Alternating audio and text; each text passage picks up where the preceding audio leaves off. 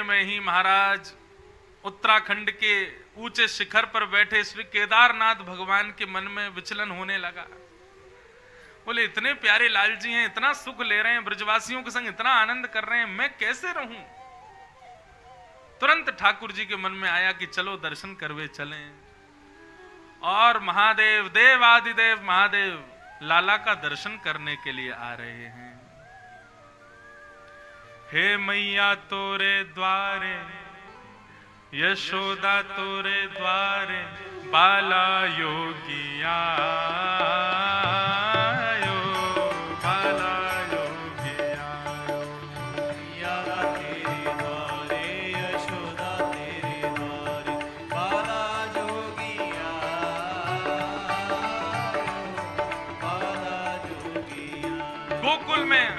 महादेव पहुंचे हैं। त्रिपुंड लगाया है, मुंडों की माला पहनी है, भस्म लगा रखी है पूरे अंग पर। और महाराज इतने आनंद में हैं, क्यों? लाला का दर्शन करने के लिए आए, देहाभिमान से शून्य हैं। डमरू बजा रहे हैं, अलाप निरंजन सब जगह बोलते हुए जा रहे हैं। एक गोपी ने जाके प्रणाम किया, बोले बाबा कहां से आए हो? हिमालय से आ रहे हैं बेटी, और हमने सुना है यहां किसी नीलमणि बालक ने जन्म लिया है। हम जोगी हैं, हस्त रेखा भी देखना जानते हैं और चरण रेखा देखना भी जानते हैं।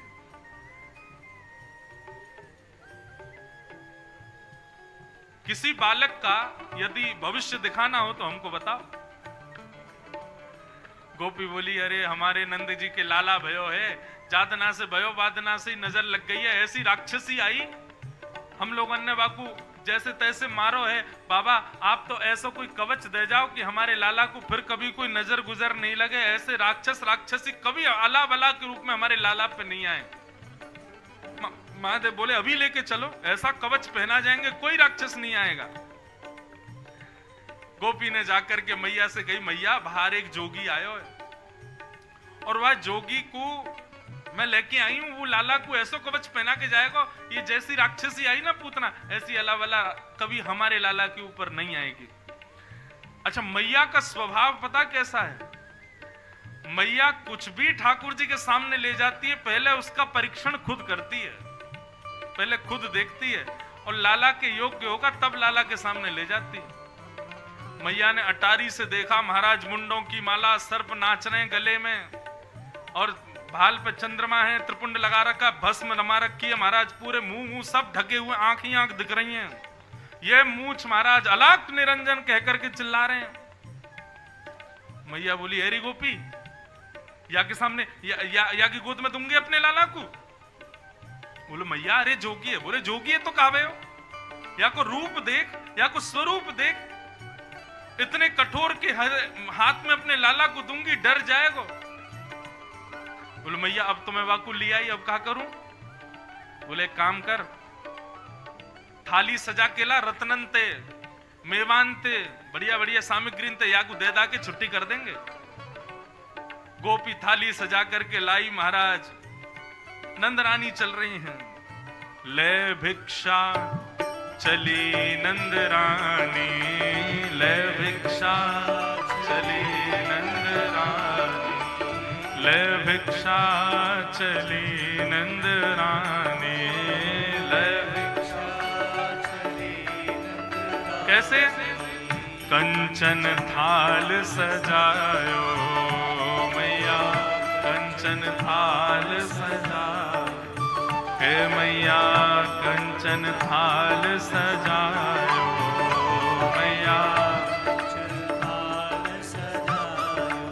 और लो भिक्षा जोगी अब जाओ, लो भिक्षा जोगी अब जाओ, लो भिक्षा जोगी अब जाओ, लो भिक्षा जोगी अब जाओ। क्यों? मेरो लाल है डरायो मैया, मेरो लाल है डरायो, ओ मैया मेरो लाल है डरायो मैया, मेरो लाल है डरायो, ओ मैया मैया तोरे द्वारे, यशोदा तोरे द्वारे, बाला योगिया आयो, बाला योगिया आयो। हे मैया तेरे द्वारे, यशोदा तेरे द्वारे, बाला योगिया आयो, बाला योगिया। हे मैया तोरे द्वारे, यशोदा तोरे द्वारे, बाला योगिया आयो, बाला योगिया आयो। हे मैया तेरे द्वारे, यशोदा तेरे द्वारे, बाला योगिया आयो। सोने की थाल में रत्नों को सजा करके मैया ले गई। नेत्रों में कृष्ण दरस की आस लेकर के महादेव गए हैं। तीसरा नेत्र फड़फड़ा रहा है। बोले क्यों? जैसे ही कन्हैया आएंगे खुल जाएगा, तुरंत देख लेगा, आनंदित हो जाएंगे। जैसे कोई प्यासा तड़पता है वैसे महादेव तड़प रहे हैं लाला को देखने के लिए। यशोदा मैया गई और जाकर के बोली बाबा झोला आगे करो। बोले मैया झोला में लाला दोगी क्या? बोले नहीं लाला नहीं, ये लो रत्न आदि लो, जाओ यहां से।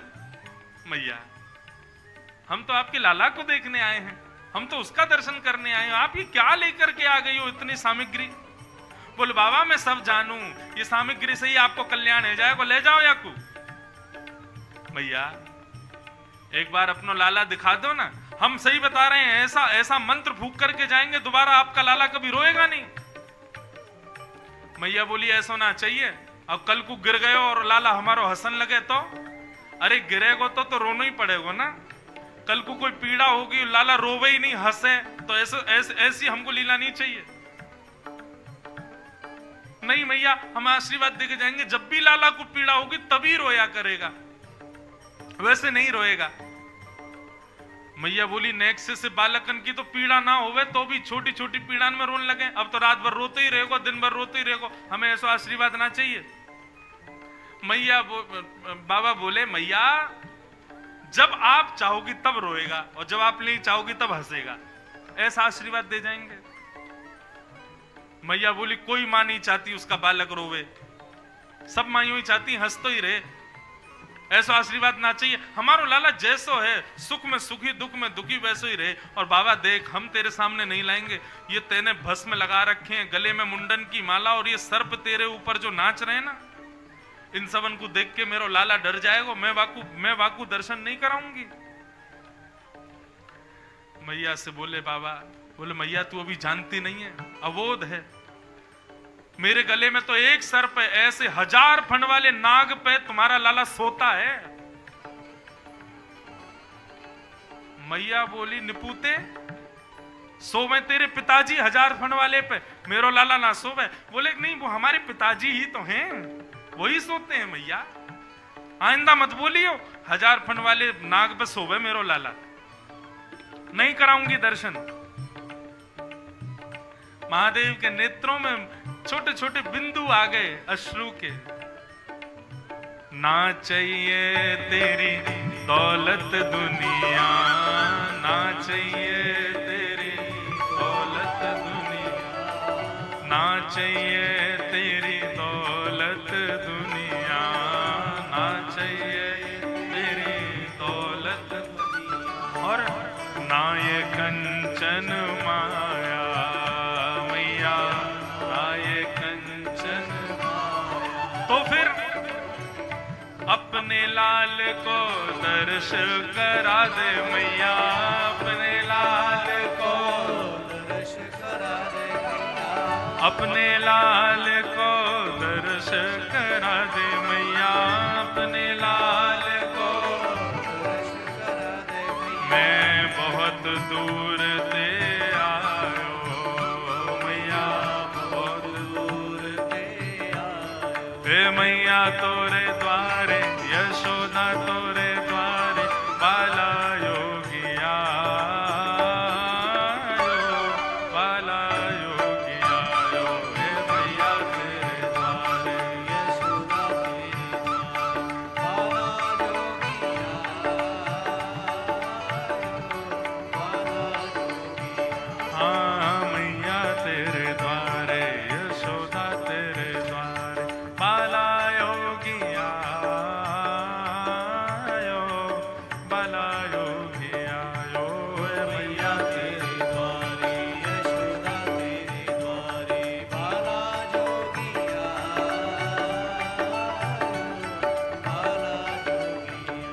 महादेव हाथ जोड़ के प्रार्थना कर रहे हैं, मैया अपने लाला से मिलवाए दो। मैया बोली, बाबा जो कहेगो सो दे दूंगी, लेकिन लाला को दर्शन तो नहीं कराऊंगी। महादेव ने वहीं त्रिशूल गाड़ा, बैठ गए। बोले हम भी तो देखें कब तक दर्शन नहीं कराओगे, कभी तो तुम्हारा लाला बाहर आएगा, तब देख लेंगे हम। मैया ने नंद भवन के दरवाजे बंद कर दिए। बोले अपने लाला को घर में ही बुड्ढो करा दूंगी, लेकिन तो दर्शन नहीं कराऊंगी। महादेव रोने लगे। बोले इतना भी हट क्यों कर रही हो मैया? जब मैया ने द्वार ही बंद कर दिए, मैया चली गई, तो महादेव ने नेत्र बंद करके पलना में सोए ठाकुर जी को देखा। ठाकुर जी हंस रहे थे किलकिल करके। महादेव बोले सब आपकी लीला है, ये आप ही नहीं चाहते कि हम आपको देखें। ठीक है, अब बैठे रहो, हम जा रहे हैं यहां से। और जैसे ही महादेव उठ करके गए, पलना में सोए हुए ठाकुर जी ने रोना शुरू किया। अब रोए सो रोए महाराज, नीलमणि लालमणि हो गए, नीलमणि से लालमणि हो गए, लाल पड़ गए लाला के गाल, आंखें लाल, और महाराज आंसुओं की धार गए। यशोदा मैया व्याकुल हो गई, गोपियों से कही अरे कोई रायनोन लेके आओ, अरे मेरो लाला शांत ना हेरो, या कुछ जल पिवाओ, दूध पिवाओ, जो भी कुछ मुख में दें। ठाकुर जी सब उगाल दें। रोना बंद नहीं करे, फूट फूट के रो में, मानो जैसे ज्वर चढ़ गया हो। अब तो ये हो गई महाराज, रोते रोते ठाकुर जी को कपकपी आने लगी। यशोदा मैया हृदय से लगावे, गोद में लेवे, नंद बाबा गोद में लेवे, लेकिन लाला शांत नहीं भयो। वो गोपी गई, मैया वो बाबा आयो ना, जोगी है, तांत्रिक है, सब जाने, मुझे तो ऐसा लगा तुमने वह दर्शन ना करे, वही ने कछु कर दियो। मैया अभी ज्यादा दूर गयो ना होगो, वही को बुलाए लो, वही को दर्शन करा दो, बाबा कछु बढ़िया आशीष ही देके जावे को हमारे लाला को। मैया बोली वाको स्वरूप कैसा है, ऐसे ऐसे के सामने अपने लाला को नहीं ले जाऊंगी। बोले मैया स्वरूप से कहा करना है, लाला शांत देखना है कि नहीं? बोले हाँ शांत तो देखना। तो बोले बुलाओ बुरवा को। मैया ने की लाओ, बुला के लेके आओ। गोपी दौड़ी दौड़ी गई, एक बड़ वृक्ष के नीचे महादेव बैठे थे, ध्यान कर रहे हैं। गोपी ने जाके प्रणाम किया। बोले बाबा यशोदा मैया बुला रही है, चलो। बाबा बोले समय नहीं है हमारे पास, जाओ लौट जाओ, हमको खाली थोड़ी बैठे, इतनी प्रार्थना कर रहे थे, याचना कर रहे थे, लेकिन तुम्हारी हटीली मैया ने हमको दर्शन नहीं कराया। बोल दो मैया से नहीं आना हमको, वो फिर से कोई रत्नों की थाली ले आएगी, नहीं चाहिए हमको। नहीं नहीं बाबा, रत्नों की थाली नहीं, आपको लाला के दर्शन कराएगी। अब तो जैसी दर्शन की बात सुनी, सोई आंख खोल ली। महादेव बोले चलो चलो तुरंत चलो, त्रिशूल उठाया, चलने लगे, फिर बैठ गए। गोपी बोली अब कहां गए हो? बोले अब दर्शन से काम नहीं चलेगा, फीस दुगनी लगेगी। बोले क्या? बोले पहले तो हम दर्शन करके चले जाते, लेकिन अब तो हमारी गोद में लाला को देना पड़ेगा, हम लाला को लेके नाचेंगे, गाएंगे, आनंद करेंगे, तब जाएंगे। गोपी बोली बाबा जो मांगोगे सो देंगे, चलो। लाला रो रहे हो हमारो। इतने में महाराज नाचते हुए तांडव नृत्य कर रहे हैं गोकुल की गलियों में, और महादेव नृत्य करते हुए आ रहे हैं। अलाक निरंजन, पूरा गोकुल इकट्ठा हो गया। नंद भवन में लाल जी की आवाज गूंज रही है रोने की। जैसे ही महादेव ने प्रवेश किया, यशोदा मैया की गोद में लेटे हुए लाल जी ने जैसे ही महादेव को देखा, आंखों में आंसू तो हैं, लेकिन मुख पर किलकारी आने लगी, हंसने लगे। बोलो बाल कृष्ण लाल की, हंसने लगे ठाकुर जी। जैसे ही लाल जी को देखा है, सूरदास जी कहते हैं महादेव ने सबसे पहले तो यशोदा की गोद में लाल जी हैं, तो पहले मैया सहित लाल जी की 5 परिक्रमा लगाई है।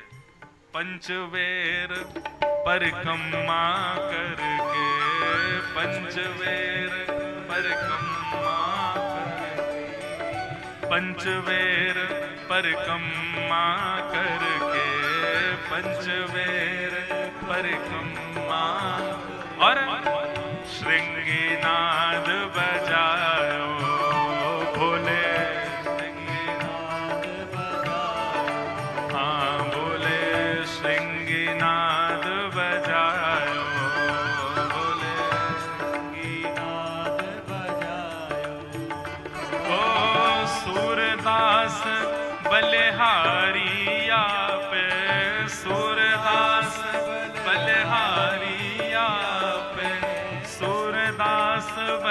बलिहारी आपे, सूरदास बलिहारी आपे, ओ अपनो भाग्य बढ़ायो, बोले अपनो भाग्य बढ़ायो, हाँ बोले अपनो भाग्य जगायो, बोले अपनो भाग्य जगायो। हे मैया तोरे द्वारे, यशोदा तोरे द्वारे, बाला योगिया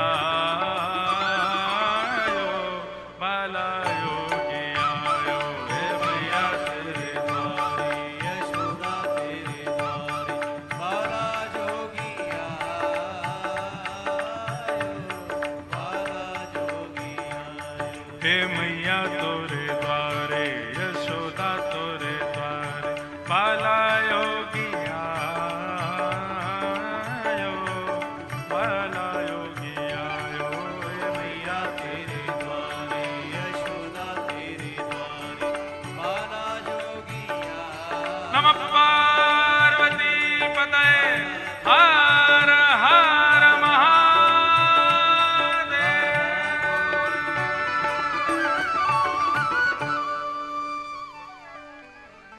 महादेव ने दर्शन किए और महाराज श्रृंगी बजा करके लाला को प्रसन्न कर दियो। सब ब्रजवासी ने महादेव से कही बाबा अब मत जाओ, अब तो आप यहीं रह जाओ। और तब से आज तक बंधुओं जहां कहीं भी हमारे ब्रज में ठाकुर जी ने लीला की, हर स्थान पर महादेव विराज गए। वृंदावन में श्री गोपेश्वर महादेव, नंदगांव में श्री आशेश्वर महादेव, गोवर्धन में श्री चकलेश्वर महादेव, मथुरा में भूतेश्वर महादेव, जहां जहां ठाकुर जी ने लीला की हर स्थान पर महादेव विराजमान हो गए। और किस लिए? दो भावों से विराजमान, एक तो लाला का दर्शन, लीला का दर्शन, और दूसरा लाला की रक्षा, कहीं कोई अला बला नहीं आवे। ऐसे हमारे महादेव हमारे ब्रज में विराजे। ठाकुर जी अब 3 महीना के है गए, और जैसे ही 3 महीना के भये तो लाला ने प्रथम करवट ली, और जैसे ही करवट ली तो करवट उत्सव मनाया गया। वो कहा भाई भैया लाल जी ने आज नंद के लाला ने करवट ली है, बताओ। करवट उत्सव मनाया गया। उसी में सक्टासुर नाम का दैत्य आया। भगवान ने पाद प्रहार करके एक सकट को यानी कि बैलगाड़ी को उड़ा दिया, उसी के ऊपर सक्टासुर बैठा था, उसका वध हो गया। सक्टासुर का वध करने के बाद कथा आती है, अब भगवान धीरे धीरे 1 वर्ष के हो गए, 1 वर्ष के लालजी हो गए। लेकिन अभी तक ठाकुर जी का नामकरण संस्कार नहीं हुआ। क्यों नहीं हुआ? क्योंकि सांडिल्य मुनि जो कि कुल पुरोहित हैं नंद बाबा के, वो जानते हैं कि ये जो इनके पुत्र हैं ना, ये इनके नहीं है, ये वसुदेव और देवकी के पुत्र हैं। और भैया वसुदेव देवकी के कुल पुरोहित जो हैं वो गर्गाचार्य जी हैं, उनके द्वारा होना चाहिए, परंतु स्पष्ट कह नहीं सकते, भेद खुल जाएगा। तब सांडिल्य मुनि ने गर्गाचार्य जी से जाकर के बात की और कहा, देखिए आपके यजमानों के बालक हमारे यजमानों के घर पल रहे हैं, परंतु ये भेद किसी को बताना नहीं है। इसलिए मैं चाहता हूं कि आप ही किसी बहाने गोकुल जाओ और नंद बाबा आपसे प्रार्थना करें तो आप ही बालकों का नामकरण कराओ। गर्गाचार्य जी ब्रज में पधारे हैं, गोकुल में आए हैं। ये बात जानकर के नंद बाबा बोले, भैया ये बढ़िया समय है, गर्गाचार्य जी से ही नामकरण करा लो। और उनसे प्रार्थना की कि महाराज हमारे पुत्रों का नामकरण कर दो। तब गर्गाचार्य जी ने दोनों पुत्रों का नामकरण किया है। दोनों मैयाओं को लगा ये हमारे कुल पुरोहित तो है नहीं, नामकरण करने आ गए, पता नहीं गलत सलत नाम रख गए तो मैयाओं ने गर्गाचार्य जी की परीक्षा लेने के लिए बालकों की अदला बदली कर ली। यशोदा जी अपनी गोद में बलराम जी को लेके बैठी हैं और रोहिणी मैया अपनी गोद में कन्हैया को लेके बैठी हैं। गर्गाचार्य जी ने नामकरण करना प्रारंभ किया। सबसे पहले बड़ी बहू यशोदा जी की गोद में बैठे बालक को जैसे ही देखा, गर्गाचार्य जी बोले, अयम ही रोहिणी पुत्रो मैया ये आपका लाला नहीं है, ये रोहिणी का बेटा है।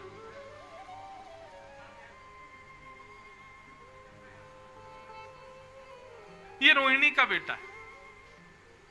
रमयन श्रुहिदो गुणई आख्यास्यते रामति बलाधिक्याद्बलं विदुः। मैया ये आपकी गोद में जो ये बालक लेटा है ये रोहिणी का बेटा है। यशोदा मैया बोली साचो है बाबा, सब जानता है, बता दिया।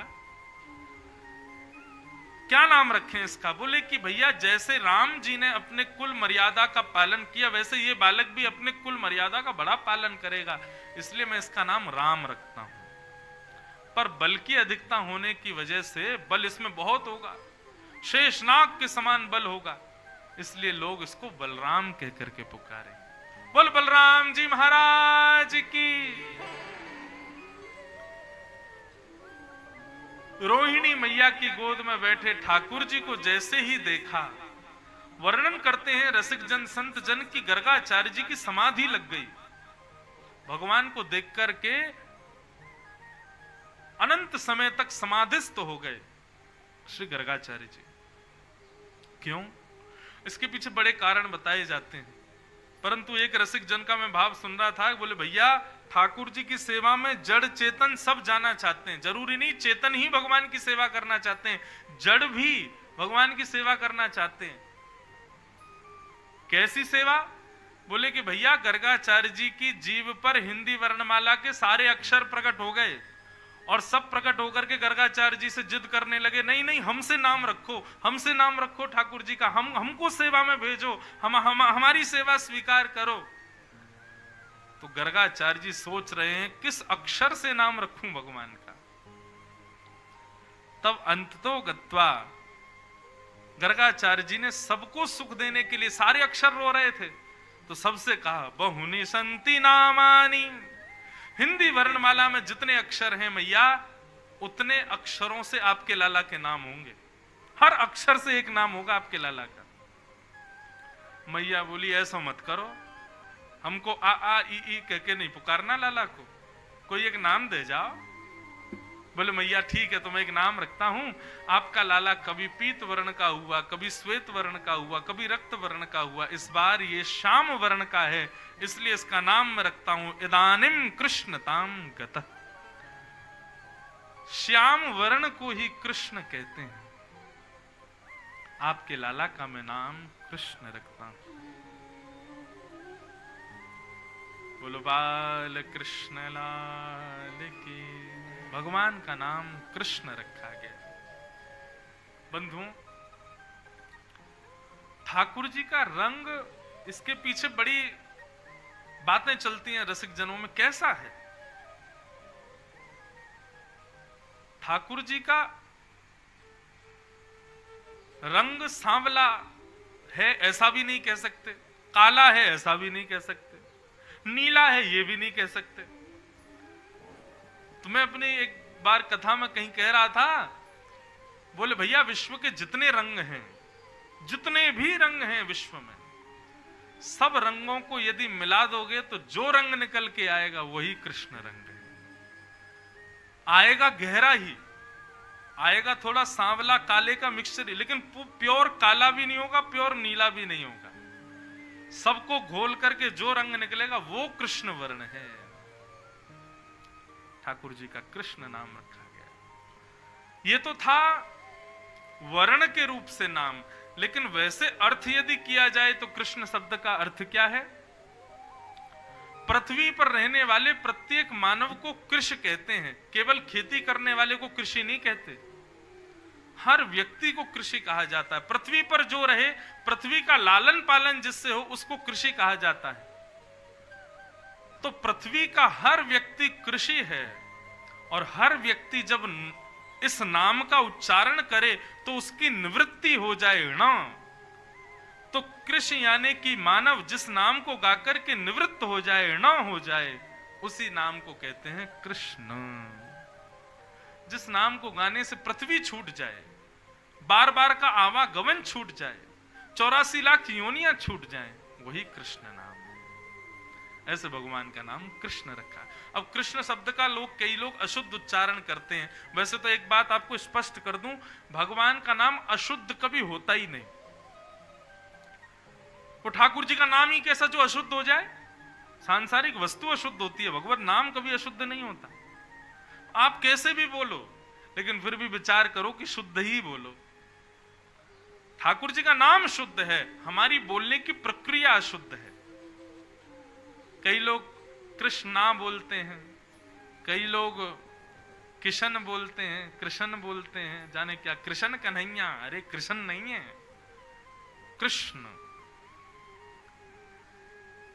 छोटे बालक इस नाम का शुद्ध उच्चारण नहीं कर पाते, अति वृद्ध लोग भी इस नाम का शुद्ध उच्चारण नहीं कर पाते, और जिनका मन एकाग्र नहीं है वो भी इस नाम का शुद्ध उच्चारण नहीं कर पाते। शुद्ध उच्चारण कर देंगे तो सदगति नहीं हो जाएगी, इसलिए सदगति उसी को ही मिलती है, वही शुद्ध उच्चारण कर पाता है जिसने सत्संग किए हो, वैष्णव संग किया हो। नहीं तो आप लोगों से पूछ लीजिए, कृष्ण नाम का शुद्ध उच्चारण नहीं कर पाते। कोई अनुस्वार बिंदी या कोई मात्रा अधिक लगा ही देते हैं। तो भगवान नाम क्या रखा गया? कृष्ण। भगवान का मधुर नाम कृष्ण रखा गया। ठाकुर जी का नाम अब जब से कृष्ण रख दिया, तब से तो ठाकुर जी को मैया कृष्ण से संबंधित जितने भी भाव हैं उनसे बुलाती है। कन्हैया बोलती हैं, गोपाल बोलती हैं, गोविंद बोलती हैं, लाला को विविध विविध नामों से पुकारती हैं।